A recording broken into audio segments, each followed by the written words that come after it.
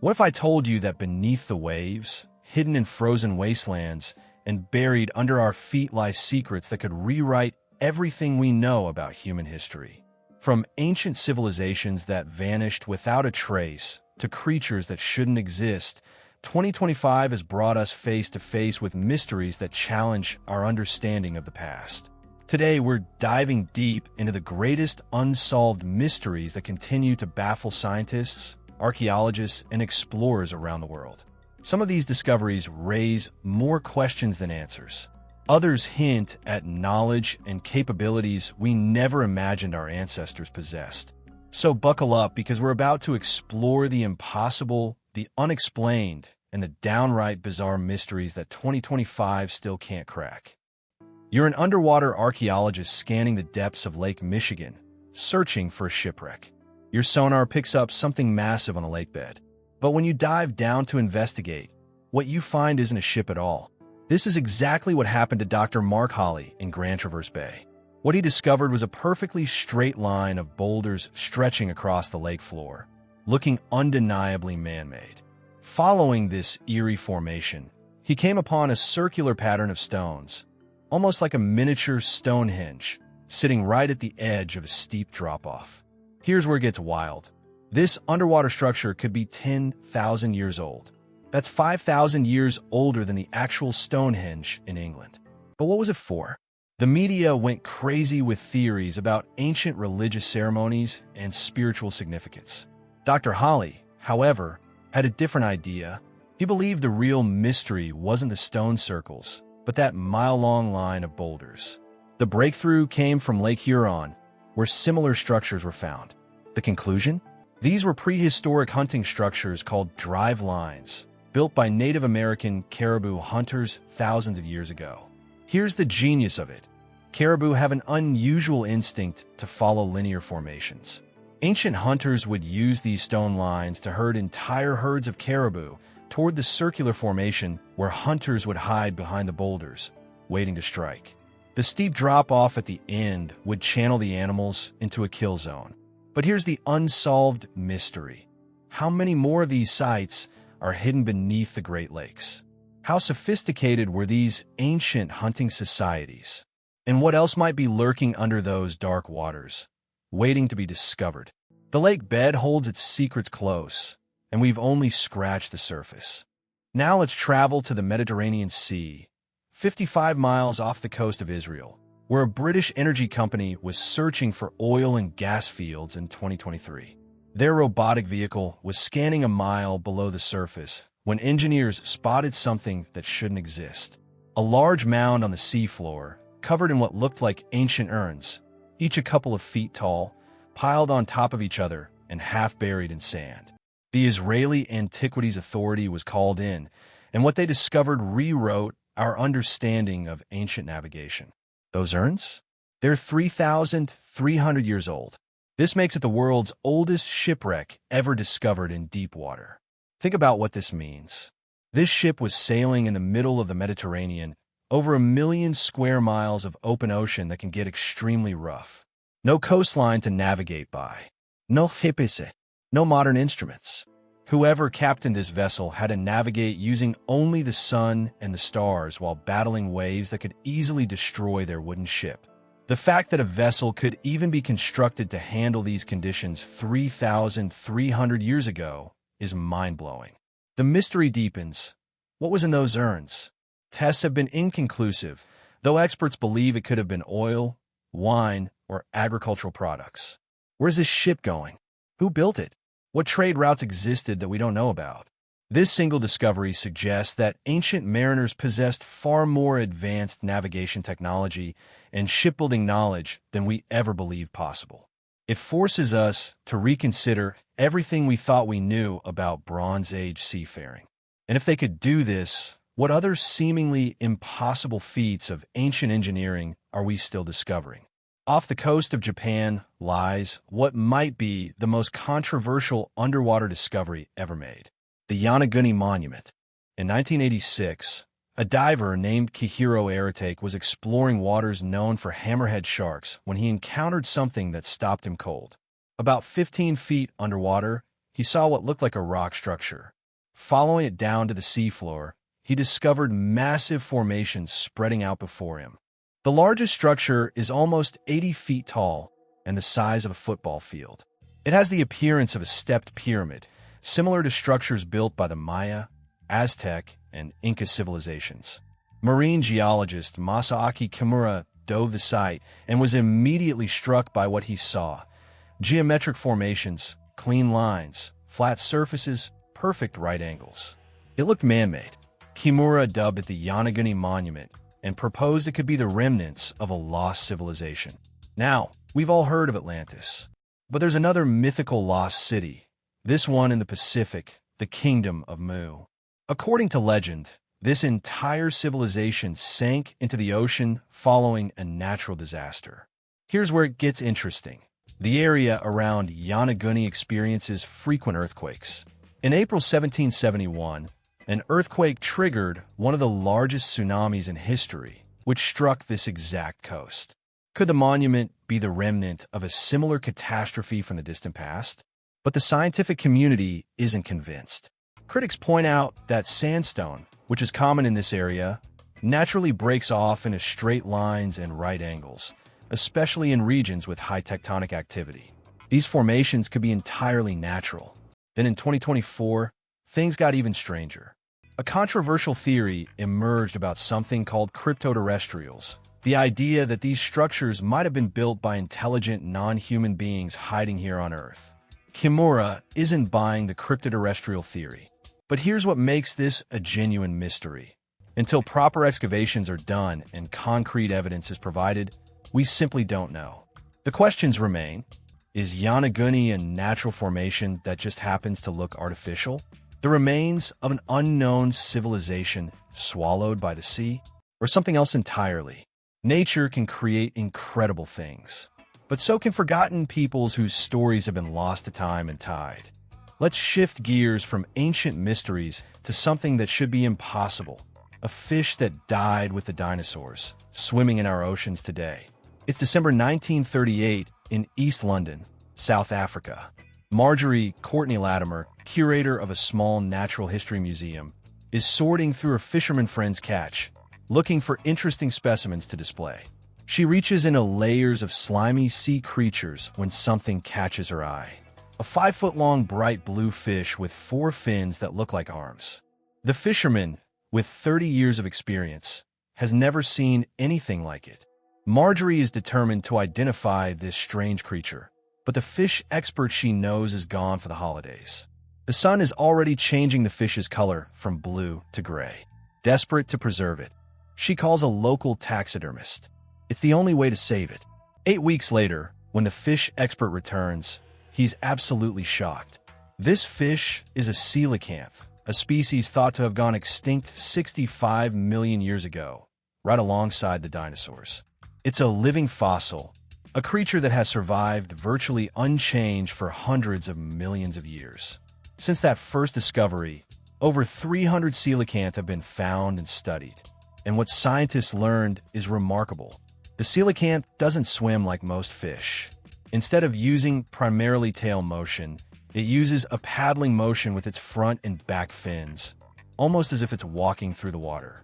Some scientists believe the coelacanth could be the ancestor to the first vertebrates that crawled out of the water onto land. In other words, this strange fish might be the ancestor of all modern land animals, including horses, cats, and yes, even us humans. The mystery: how did this species survive for 65 million years completely undetected? What other extinct creatures are still out there, hiding in the deep ocean?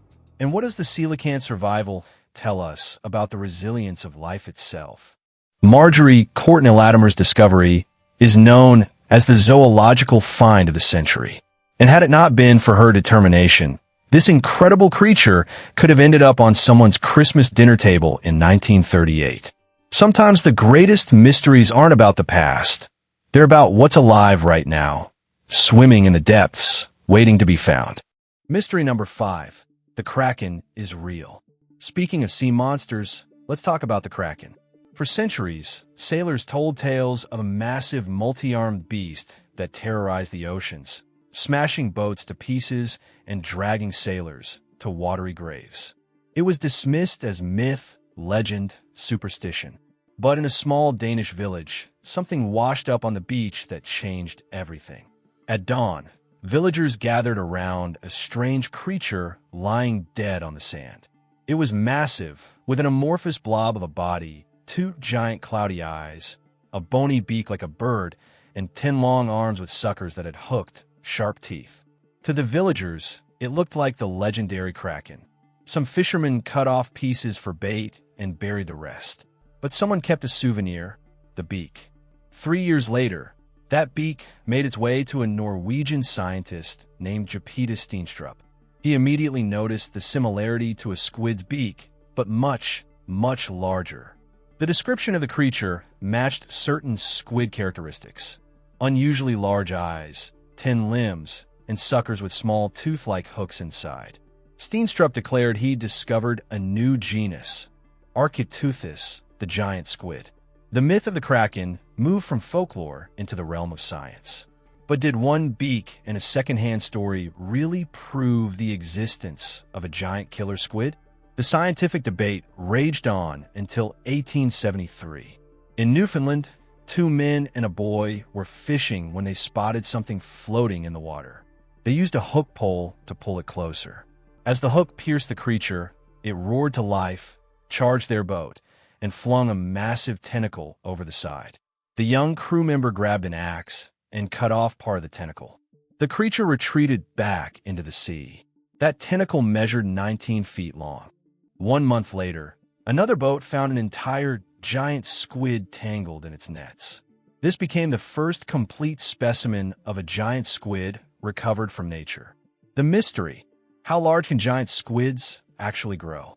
Reports from sailors throughout history describe creatures far larger than any we've found. Are there bigger specimens lurking in the deep ocean trenches? And what other mythical sea monsters might actually be real? The kraken was real.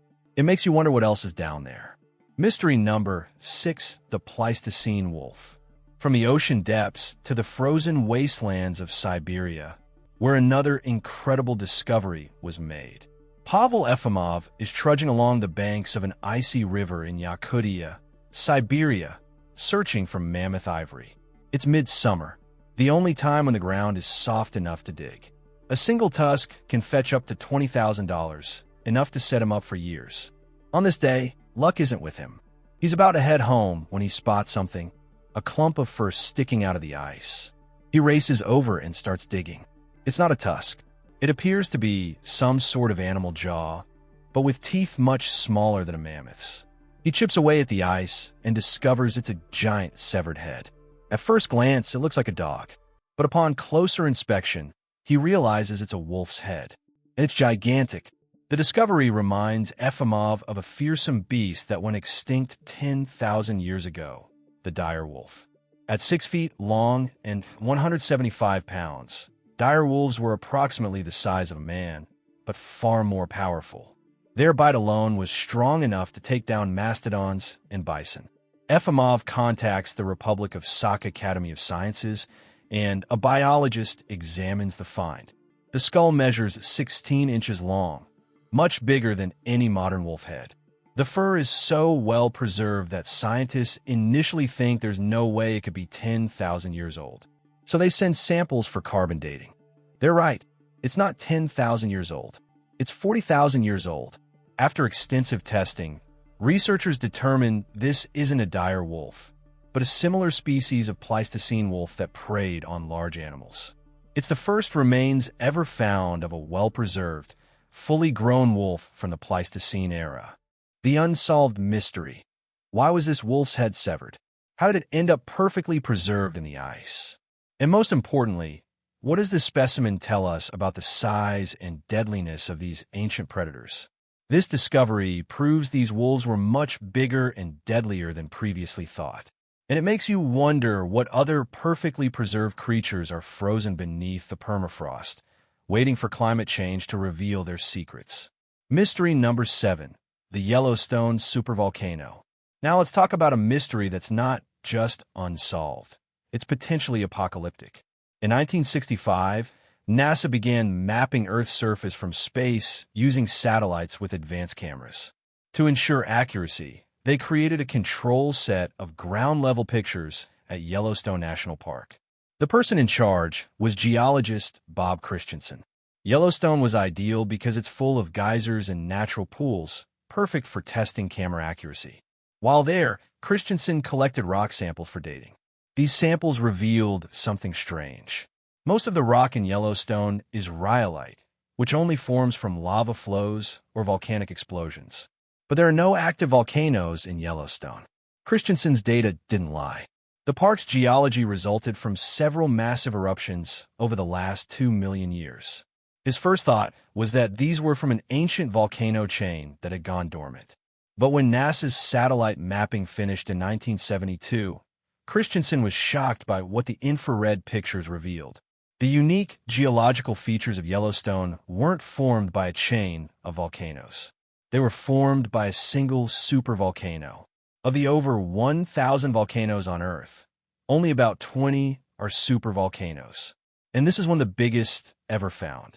The largest eruption took place 2 million years ago, launching 600 cubic miles of red-hot lava and rock into the air. This explosion was 2,500 times bigger than the Mount St. Helens eruption. Then Christensen made an even more startling discovery. Even though it's been dormant for 500,000 years, lava still flows in this massive supervolcano underneath Yellowstone National Park. In 2022, scientists uncovered alarming news. A study published in the journal Science showed that lava chambers under the park are rapidly filling. Combined with the fact that Yellowstone experiences over 3,000 earthquakes per year, some speculate the supervolcano might be preparing to erupt again. The terrifying mystery: when will Yellowstone erupt? If the next eruption is anything like the last one, it would spew enough debris into the sky to block out the sun over the western United States for decades, leading to widespread famine and economic collapse. Scientists monitor Yellowstone constantly, looking for signs of an imminent eruption. But predicting volcanic activity is notoriously difficult. The supervolcano has remained dormant for over 500,000 years. Let's hope for another 500,000 at least. Mystery number 8. The Kosker Cave, 17 to 1900 hours. Echo of water dripping in cave. In 1985, a diver named Henri Kosker is exploring waters south of Marseilles when, about 100 feet down, he sees a hole in a cliffside just big enough to swim through. The hole curves upward into darkness. He realizes it's the entrance to an underground tunnel over 200 feet long. The farther he swims, the narrower it gets. It's full of stalactites and stalagmites. One wrong move, and he could become trapped. He has to abandon his exploration. For years, Kosker keeps the tunnel a secret. But eventually, he realizes that if he's going to explore deeper, there's safety in numbers. In 1991, he returns with fellow divers. Kosker leads them through the tunnel until they reach a large cave. That's when he notices a painting on the wall. Then another, and another. The walls are covered with them. Many images appear to be animals: horses, penguins, and even a jellyfish. Then Kosker finds something truly astonishing: a handprint stenciled into the cave wall. But one of the fingers appears to be missing. As they look closer, they see numerous mutilated hand images throughout the cave. They take photos and head to the surface. But before Kosker can share his discovery, tragedy strikes. For other divers find the cave. These divers are completely under-equipped for such a dangerous dive. No spare tanks, no extra regulators, no safety line. They quickly run into trouble. Their flippers stir up silt, completely obscuring their vision. They lose each other and all sense of direction. Tragically, 3 of them drown. Kosker hands over his photos to French authorities, who send Navy divers to explore the cave. They catalog over 500 different cave paintings. Carbon dating reveals the oldest images date back 27,000 years, and people return to this cave repeatedly, adding to the art for over 14,000 years. But it's the hand images that get the most attention. Scientists initially thought the hands were mutilated. But after discovering similar hand stencils in nearby caves, they now believe it might be a type of visual code communication or an elaborate picture language. Here's the jaw-dropping part. This turns out to be the oldest known example of written language ever found, by over 20,000 years. The unsolved mystery. What do these hand symbols mean? Why were certain fingers left out?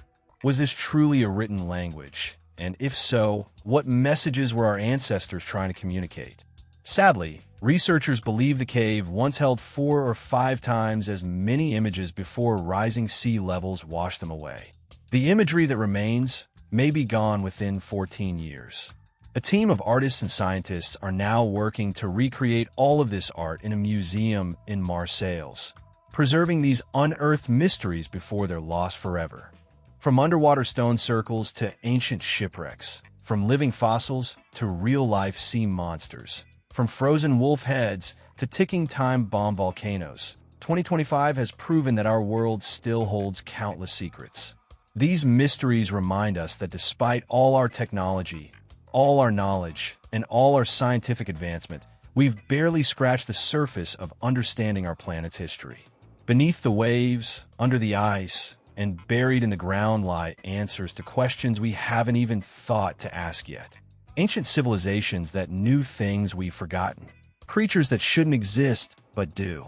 Natural forces that could reshape our world in an instant. Every discovery raises new questions. Every answer leads to deeper mysteries. And that's what makes exploration so thrilling. What will 2026 bring? What incredible finds are waiting just beneath our feet or in the darkest depths of the ocean? What will challenge everything we think we know? The greatest mysteries aren't always about finding answers. Sometimes they're about learning to ask better questions. If you enjoyed this journey into the unknown, make sure to like this video and subscribe for more incredible stories of discovery and mystery. Drop a comment below. Which of these mysteries fascinates you most? And what unsolved mystery would you want us to cover next?